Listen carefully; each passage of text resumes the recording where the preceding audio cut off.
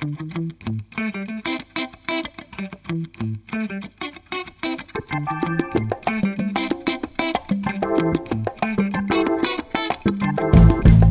to the latest episode of the Big Pod Machine, the greatest, best, most thorough baseball podcast in the world. The whole world. The world, the entire world. With my colleague, my partner, Pat Brennan, and our terrific producer, Phil Didion. I am Gordon Wittenmyer, and here's our podcast for the week. That the Reds are in Cleveland, and just as we tape this, they have just clinched the Ohio Cup for the first time in 2014. And people who don't know what the Ohio Cup is, as Terry Francona says, it's America's Cup. And as Terry Francona also says, it's bigger than the Stanley Cup. And so this big deal. They've beaten the Guardians 4 straight out of the 6 they'll play this year. 2 more coming up this week. And Pat, your initial thoughts on the Ohio Cup returning to Cincinnati? For the first time since I think 2013, 2014, Gordon. I think 2014. I think. Yeah, look, which was Tito's second year in Cleveland.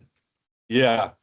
I think this is actually, we've heard Terry make light of the Ohio Cup. A lot of the combatants do kind of snicker about the idea of an in-season trophy in baseball, but I really think this could be meaningful for the Reds. In the story of impotent Reds baseball over the last decade plus, losing to the Indians/Guardians has been important Reds baseball. Is that what you said? Impotent Reds yes. baseball. Impotent. Got it. Losing to the Guardians was a big part of that. And the two things went hand in hand. And I think it was a litmus test that Cincinnati didn't stack up well in. Cleveland was and continues to be, I think, even though they seem to be underachieving at the moment, Cleveland was and continues to be a model for small market success in MLB. That's a formula Cincinnati hasn't perfected. But maybe they're getting there now, Gordon. Maybe this is signaling a shift in the dynamics of this head-to-head. I think we may need to see how the full season plays out to be able to truly say that. But the Reds won something. At the very least, the Reds have won something. They saw and experienced. They saw and experienced themselves win something. It was no fluke. I don't care what happens the rest of this series. They were the better team in this season series, and against a more talented team. That they have a trophy that tells them that. And I think this is a good reminder for this Reds team that they can play up. They can play up to more competitive teams, more talented teams as they go into the real teeth of their schedule, which we've talked about. So I think this is meaningful. They'll find out that in the next series, the best team in baseball on the road, the Detroit Tigers, is the next series. So we'll find out. What do they call that We'll cup? find out quickly. I think this is meaningful, and that's hope why they don't I'm go wearing... from the Ohio Cup to the toilet bowl. Don't take shots at these. Yeah, don't take shots at these municipalities they're playing in. Yeah, no, but I love that you think I was taking a shot at Detroit because I wasn't. But the fact that you went there was great. I think this is meaningful, Gordon. Do you not? I think it's something. I like your take on that. I don't fully agree with it. I think that Francona's, and even more to the point, hitting coach Chris Balake's intimate knowledge of the personnel on that other side from their very recent time with that organization has allowed them to game plan for the Guardians like no other team they play this year. And they look like they're ready. And Yeah. Will Benson looks like he's on a mission against his former team. So I Wow. think there's Does some he ever? circumstances involved. So it might be isolated, but to your point about winning something, that cup, I mean, it's silly. Yes, it's silly, but it's not. I mean, it's not nothing. It's not just another series where they win a series and then they move on to the next series. I mean, there is most of it is that, but the fact this is the one series, the one season series where it does involve somebody's going to roll a trophy into the room, whoever wins it, the season series. And last night, I'm here to tell you, I was in that clubhouse right after. I could hear from the closed doors, on the outside of the closed doors, the celebration and the whooping and hollering going on. Got inside, and that Ohio cup still had the suds in it. It still had a bit of beer in the bottom of it, and it had all these empties on the table around it. These guys enjoyed the That's moment. cool. That's really So to your cool. point, That's what I'm talking about. they had something to celebrate, and they Yeah. did, and they enjoyed it, and that feeling isn't nothing. So I concede that larger point. So Yeah, I think so. would you say so there was beer involved in the celebration last night? Are you covering the proverbial hangover game today in Oh, game 2 of the series? ooh. Well, we'll find out. Yeah, we'll Yeah. find out. Ooh. By the way, for anybody that's listening and can't see this, and also for anybody seeing this, we want an explanation. Pat, what's with the straw hat, the throwback from like a barbershop quartet or something? I think it feels like, is this in honor of Wade Miley's rookie season after he It's in pitched last honor of night? it's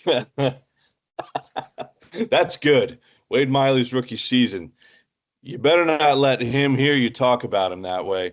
This is in honor of a few things. This is my celebration hat, Gordon. I've worn this to the Churchill Downs for the Kentucky Derby a few times. And this is in honor of the Reds winning the Ohio Cup. I'm in celebration mode today. We don't root for the team to win, obviously. But I think this is just to But we mark root the. against the city of Cleveland. Is that what we're saying? Sure. Yeah, we can say that. Certainly. Absolutely.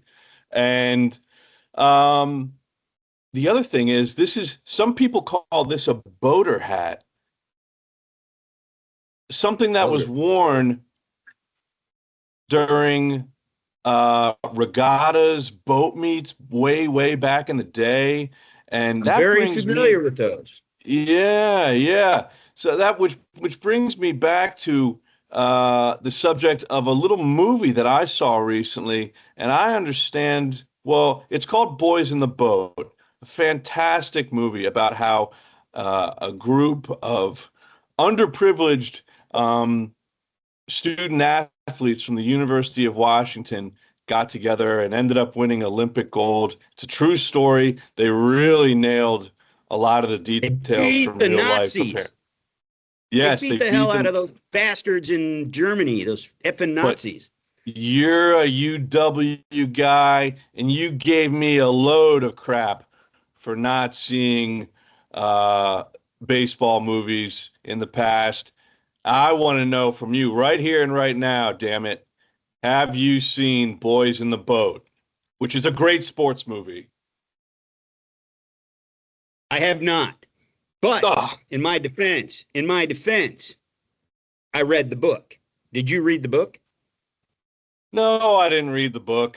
I Then did see get a out of here on that. I did see a documentary, which allows me to be able to say that they really did get a lot of the real life details squeezed into this flick, which is part of why I think it's so good. It's a terrific read. It's a terrific book. I can only imagine the kind of movie it made. But it was, I really enjoyed it. Those, up at the UW, that rivals the 91 football team. And the final four teams or the final 16 teams, I guess, of Detlef Schrempf and Christian Velp. Well, just so people know, you are a UW alum, correct? Correct. All right. So that's the tie-in there.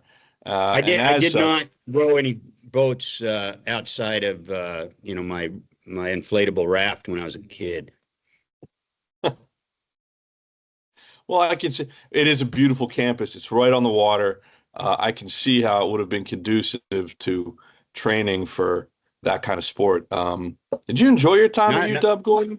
Oh, I loved it. I was a commuter student, like most on that campus. So Yeah. I didn't live on campus, but it was beautiful. My first year there, I had an apartment walking distance, and then an apartment a little further away after that. Um, and yeah, I mean, this time of the year, the cherry blossoms are in bloom. So on the upper campus, it's just gorgeous. If you're in the old part of campus there with the old buildings. And then if you Nice. walk the other direction through Red Square and down the steps toward Drumheller Fountain, beyond Drumheller Fountain on a clear day is Mount Rainier. It is just stunning. Yeah. I think it's probably underrated just because a lot of people don't naturally get up to Seattle because it's way off in that corner of the Yeah, country. sure. Yeah. But I've been to a lot of college campuses as you have, and it ranks right up there with some of the Yeah. most beautiful I've seen. I just want to double check. Did you say Red Square? Red Square is what they Red call it. Square. So does the campus ROTC do military parades through there and goose step? They do not. They do Okay. not. Well, I got a little startled they there got- when I heard Red Square. No, it's right there by the Suzzallo Library, and then over by just the other direction is the statue of George Washington, which right next to it is the I don't know, commissary or whatever, all the Sure. different little food court areas. Yeah. And they call that by George because it's by the George Washington statue. It's very good. Very good. Well, listen, I've given you homework. You've given me homework in the past, rather. My homework for you, do it on your own good time. I'm not going to put a time element to this, but I want you to see the movie Boys in the Boat and come back with your takes on it. The quality of it as a sports movie. And if it swells your UW heart with pride, Gordon, that's what I want to know. Well, the book did. So maybe the Enough movie about will. the damn book. Why don't you go see the freaking movie, man? Oh, man. You kids nowadays. It's Read an a hour and friggin' 40 book, It's will an you? hour and 45 minutes. I tell you what. I will absolutely take your homework assignment and I'll go watch the movie. I got one for you. Okay. So you got to read a book if you're going to watch a movie based on a book, especially in You're sports. making me look bad, man. And I have a classic example. Have you Okay. ever have you seen The Natural? Yes. The Robert Redford movie, The Natural. Okay. Great sports Have you read the flick. book? Have you No. read the book? No. You got to read the book. I read the book when I was younger, before the movie came out. And when I was all excited to see the movie, and then I was pissed when I saw how the movie ended, because the book is really well done. It's thoughtful. It's provocative. You get to the end, and I'll just tell you, because you got to go read the book. I want you to Okay. go read the book, but I'll right. tell you right now, the difference in the ending is that he took the money. And then yes, he took the money. And at the very end, in that at bat that gets lionized in the movie, he tries. At the last minute, he tries not to throw the game and strikes out anyway. But only he knows what was in his heart. Nobody else can, because he took the money. And as far as they're concerned, he fulfilled his obligation in taking the money, and he's got to live with that the rest of his life. It's Shakespearean. It's in its quality, and its story. And what the movie did was turn it into friggin' Disney. And I don't know how much you know about me, but I hate the mouse. I think I think I think that whole thing, the whole Disney thing is part of what's wrong with society, and I can go down that road all day long. The Oh mouse boy. is evil. Yikes. Yeah. Let's But they not. We don't turned have me time for into that. That's on our separate podcast. We have another yeah, podcast, The World Through the the Eyes mouse of is evil. Gordon. Yeah. The World Uh, The World Today by Gordon Wittenmyer. yeah. So Um, go check out, go read the book. It's a well, terrific read. you've just unmoored me from my understanding of one of, I think, the great sports flicks of all time. I don't know if I One of the can carry worst. on. One of the I worst. don't, well, maybe. I don't know if we can carry on here. If I can carry on, I might need you to pick up some of the slack here as we talk about Wade Miley. How's that Yes, for a let's go back to transition? your hat and Wade Miley's rookie year. Yeah. Well, listen, however old he may be, and he's 38, Wade Miley went out and covered the Reds' butts, bought them 5 more days, filling in Hunter Greene's spot in the rotation.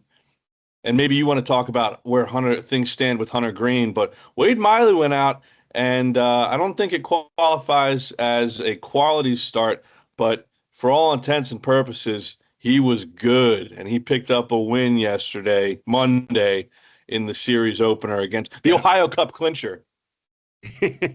So why don't we start with where Hunter Greene's at?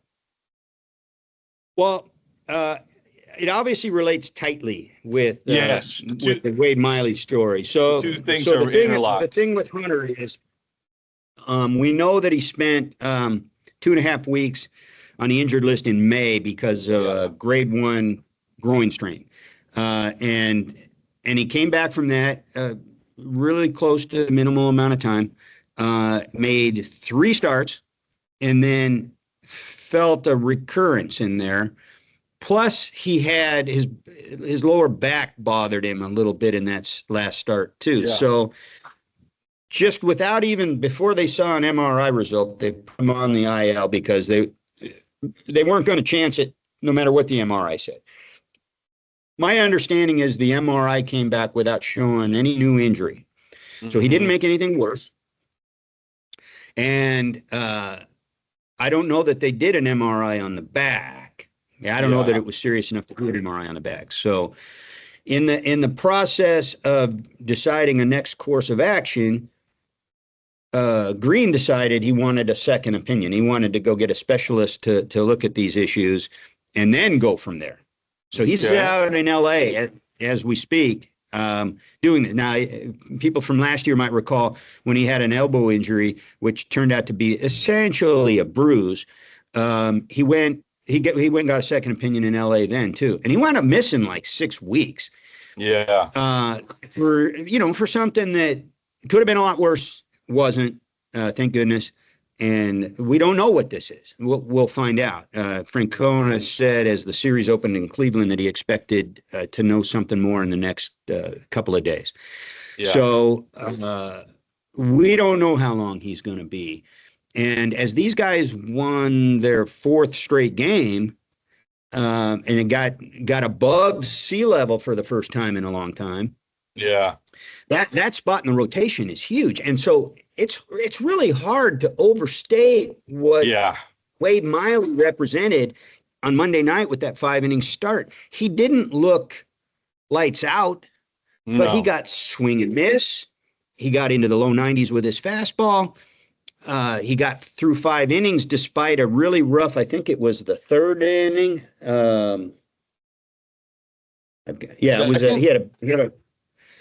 He got through the second pretty quick. He had a rough 3rd inning. Gave up 4 hits, 3 runs. Mm-hmm. There was a play at first that could have been an out. He had trouble getting over there in time, and then it turned into a throwing error, which exacerbated some stuff. But if not for that long inning, maybe he goes 6, and and if not for the error, who knows? Maybe he gives up 2. Anyway, it was.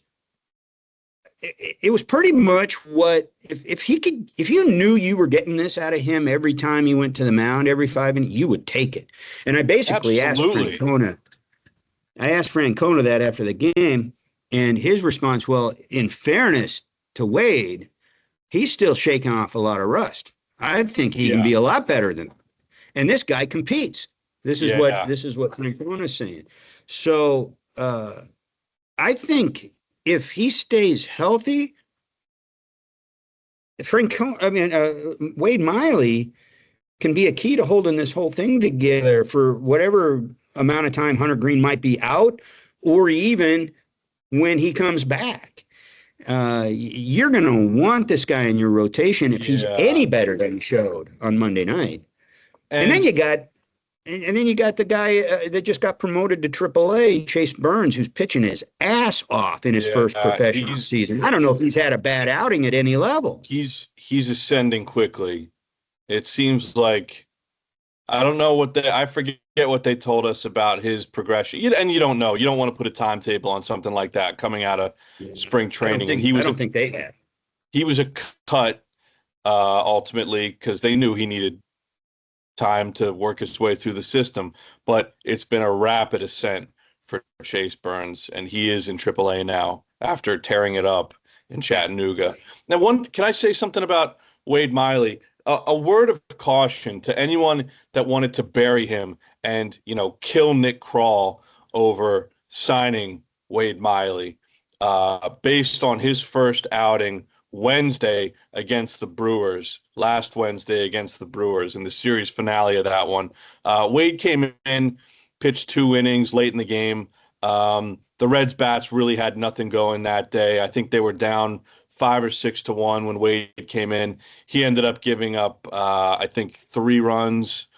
And the game was out of reach at that point anyway, based on how the Reds were hitting. But the point of getting him in there was to start to knock off some of the rust that Terry Francona mentioned yesterday. There's a lot of rust there. That was his first. Now, Wednesday was his first appearance since April of last year. He had gone more than a year without being on a big league mound. So, I think there needed to be, and, Wade is going to get more out of a live pitching in-game environment than if it was a side bullpen session. And I think Terry Francona's wisdom in having him go out for the series finale against the Brewers, that was effectively lost anyway. That's part of the reason Wade was able to go out and succeed against the Guardians. And that day against the Brewers, just to finish my thought here, he got in the building that morning at Great American Ballpark. He would have had minimal time, if any time, to research the Brewers hitters beyond what he would have already known, having been a Brewer previously. And last year, And Wade said to us when we met with him in the Rob Butcher media room that morning, the morning they announced his signing, he was in full uniform at 8:30 a.m. that morning. That's kind of cool, kind of interesting. And also, part of he's not someone who can just, none of these pitchers can afford to just go out there and grip it and rip it without any preparation. But preparation is really key for someone like Wade Miley, who doesn't have overwhelming power and is going to rely on, pitching correctly. He needs a game plan for every batter he's going to face. So given a full rotation of preparation and work in between, you see what he did against Cleveland. So just, if you were ready to bury him and Nick Krall after that signing, last night should give you some pause. I think there's something here with Wade Miley. If nothing else, he can be a bridge to Chase Burns. He can, and he's already bought you 5 days that maybe you didn't expect to get. The more he can do that is just added value for this Reds team, as I see it. Because you're not gonna. There is no other Hunter Greene out there. So you're plugging a hole with frankly, a less talented part. There's probably I'm probably not exaggerating to say there's maybe a half dozen teams out there that have already identified starting pitching as a trade deadline need. And if they could go get it now for a modest price, they would. Well, the Reds have it at a modest price. Yeah. Wade Miley, I mean, again, you can piss on this if you want from what the front office. Oh, Wade Miley, who cares? Soft throwing lefty, crafty guy, and maybe he doesn't give you more than a few really good starts.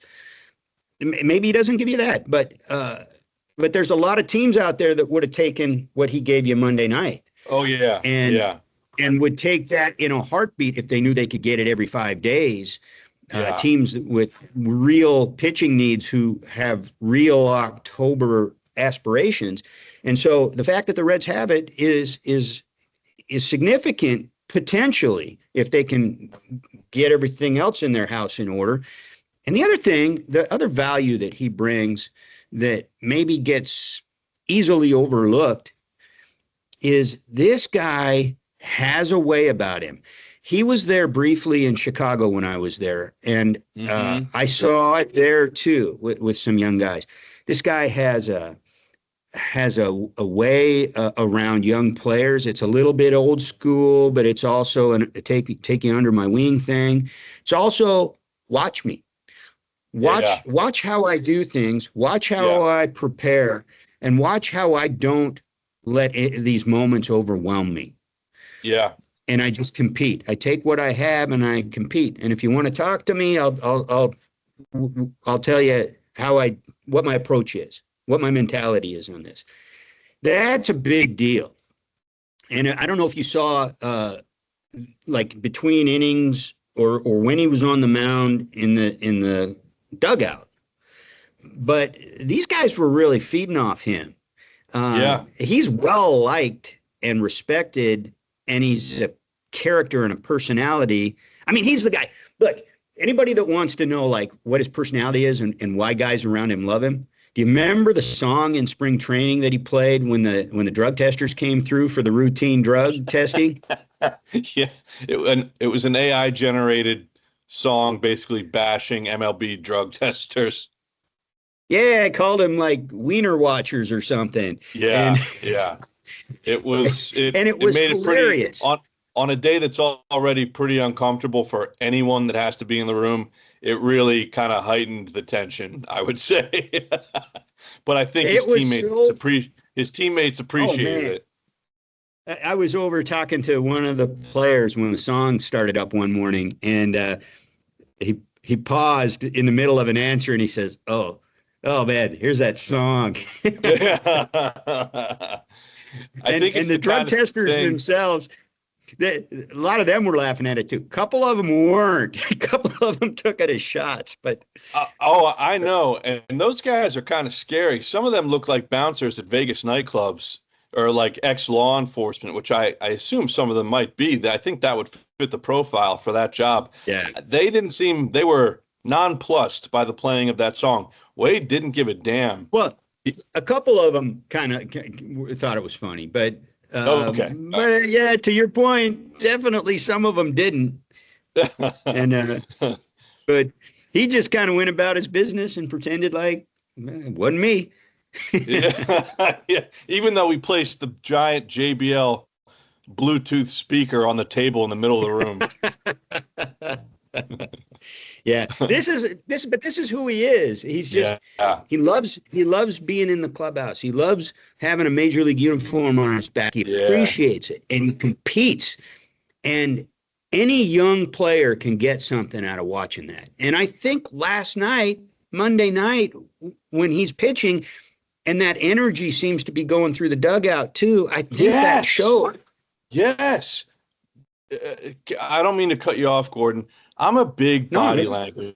I'm a big body language guy. People tell you everything, can tell you everything without opening their mouths. And I saw a scene, I think it was in the top of the eighth inning, maybe the bottom of the eighth.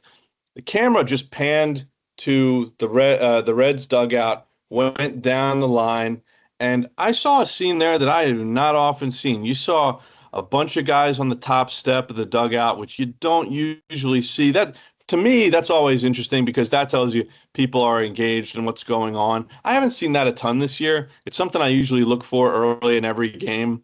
Guys are top stepping it. I think guys were yucking it up. They were having professional conversations. They were enjoying themselves. They were enjoying that night.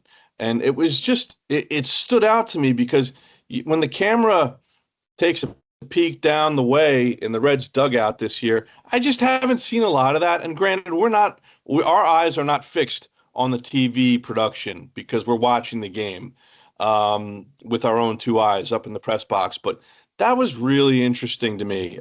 That looked like a confident team. I mean, that looked like the body language and some of the characteristics that I expect to see from a team that's maybe 10 or 15 games over at this stage. It was just interesting. And I wonder how much Wade's ability and personality contributed to that on a night when the Reds, won pretty convincingly to take the Ohio Cup. I think they were really into it last night. Yeah, well said. I agree with all of that. I think they are playing with some confidence. So confidence comes and goes. One of the reasons you haven't seen it a lot this year is because half the time they've panned the dugout, they've been losing this year. Yeah, so absolutely. Yeah, you're literally almost half the time. Yep. Yeah. So it's all about, and this is one of the values of Terry Francona and the tone he sets too. Yeah. Is that he's focused on winning. He doesn't give a shit how you do it. Like he's going to prepare you to play the game the right way. He expects you to play the game the right way. And in his mind, that means this is what winning looks like, and I expect us to be playing that way. And because that's what matters. That's the only thing that matters. And so if we play that way and we fail, I can live with it. If you aren't playing that way, then maybe you don't have a place here. But if we're all playing the same, going in the same direction and playing that way, and so there's that, but that also comes with focusing on today. Doesn't matter if it's a 5-game losing streak, a 5-game winning streak, or we lost or won yesterday because of this or that. None of that matters. Today we're facing that pitcher, that team. Here's how we're going to try to win. And so I think that allows you to not get caught up too much. Like Matt McClain struggled first 2 months of the season. Maybe he's breaking out. Maybe he's not. I don't know. He's looked a little better over the last week. Yeah. It allows you to not bury yourself mentally if you can contribute somehow, if you can plug into that and tap into what's going on with the team and going in the same direction and what the manager's doing. And I'm not saying the previous regime wasn't doing some of that or most of that, but there was a gap between process and the highest of high priorities on simply effing winning.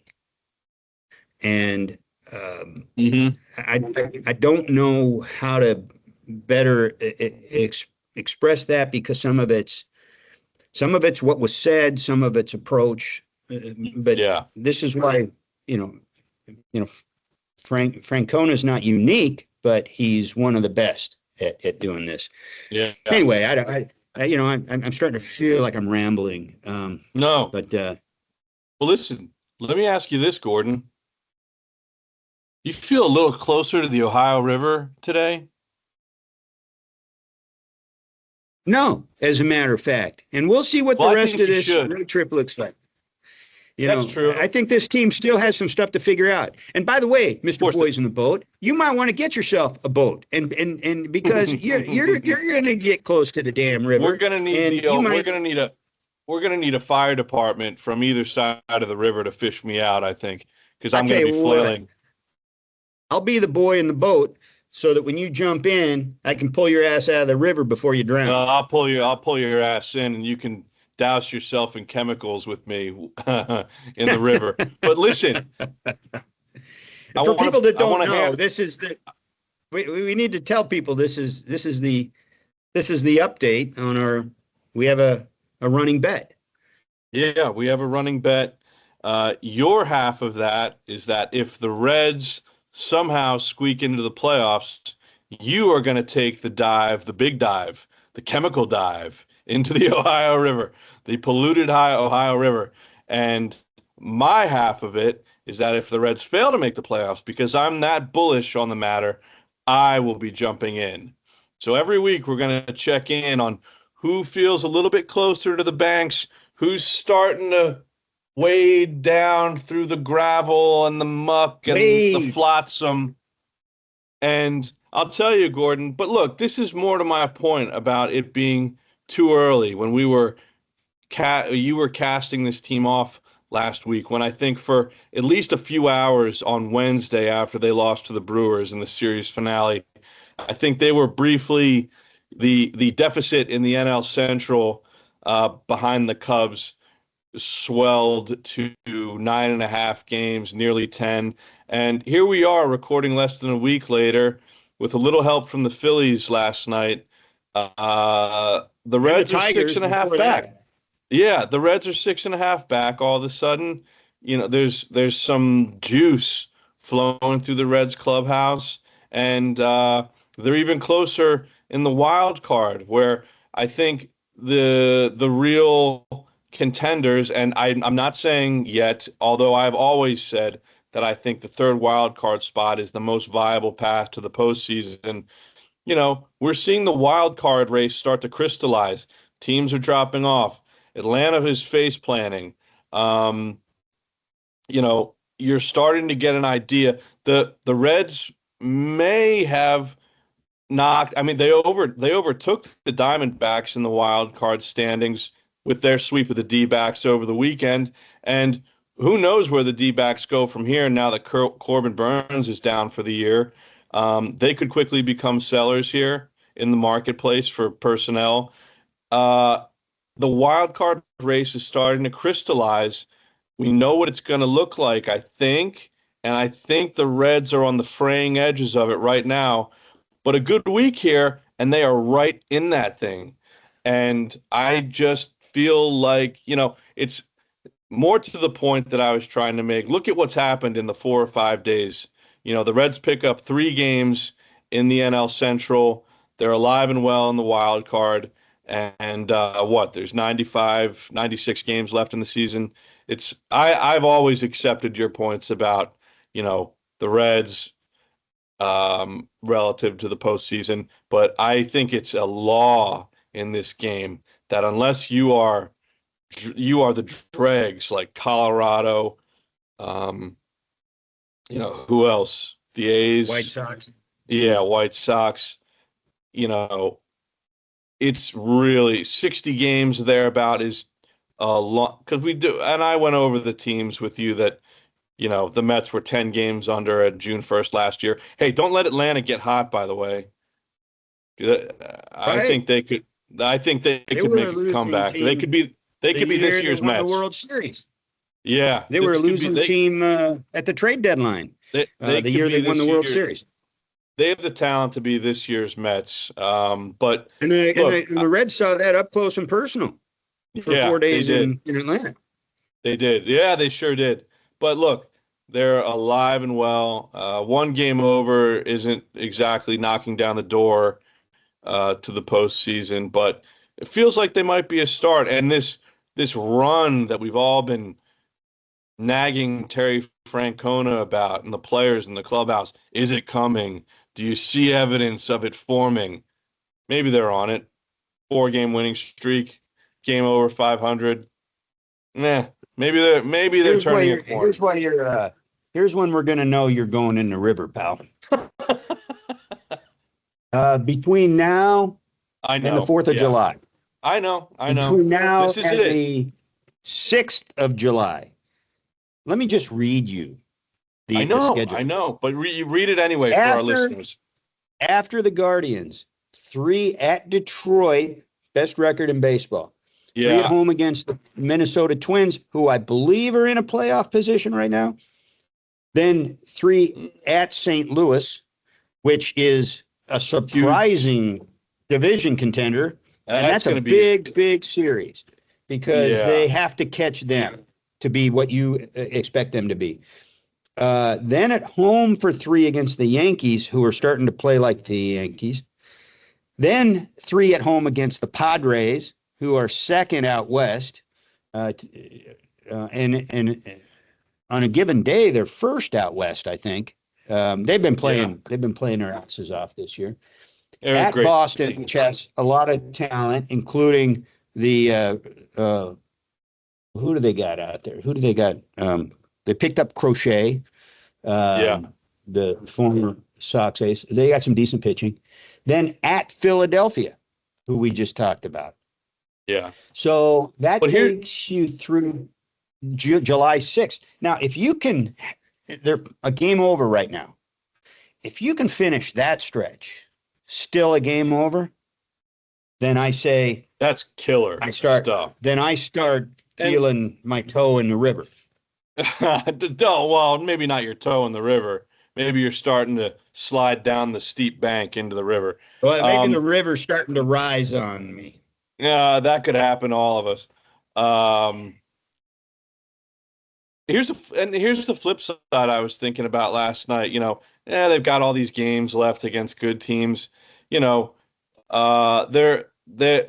get another shot at the San Francisco Giants, who I think are second or third in the wild card right now, Gordon. That season series ended quickly. But they don't need to. In April. That's 3-3. But I know they pushed.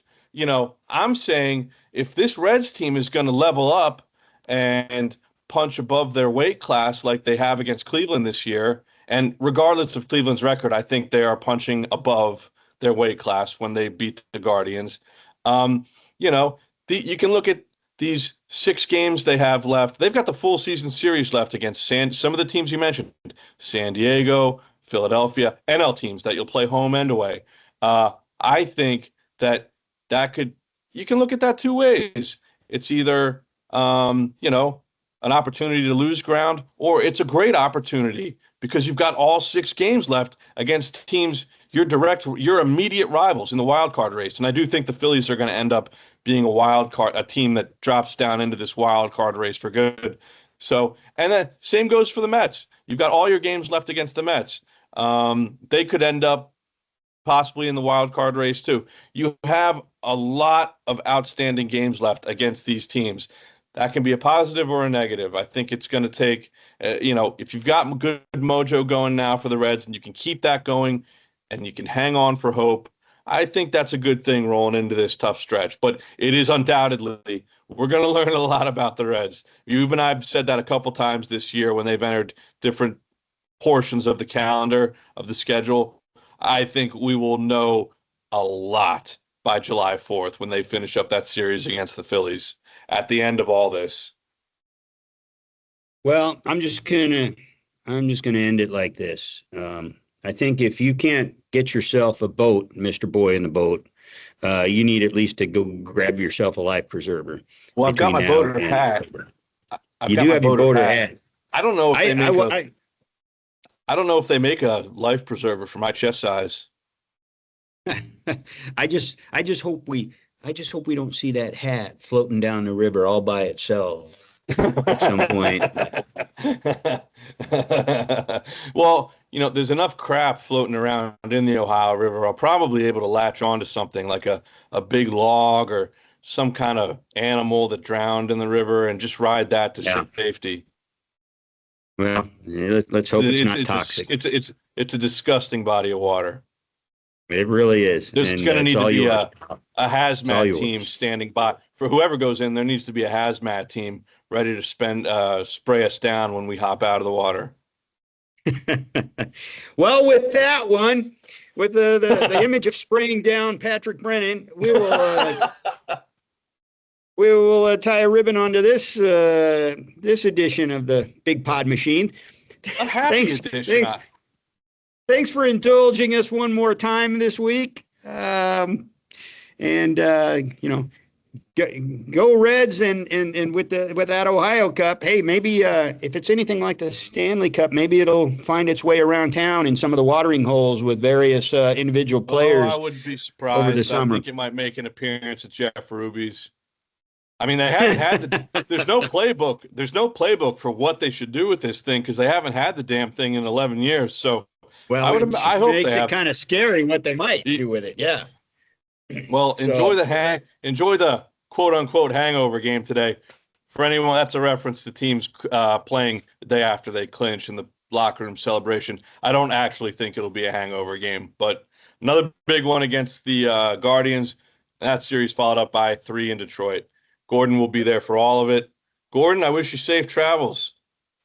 Thanks, man. With that, we'll call it a wrap on this edition of the Big Pod Machine. Thanks, Pat. Thanks, Mr. Phil Didion, our terrific producer. And we'll talk to you next week.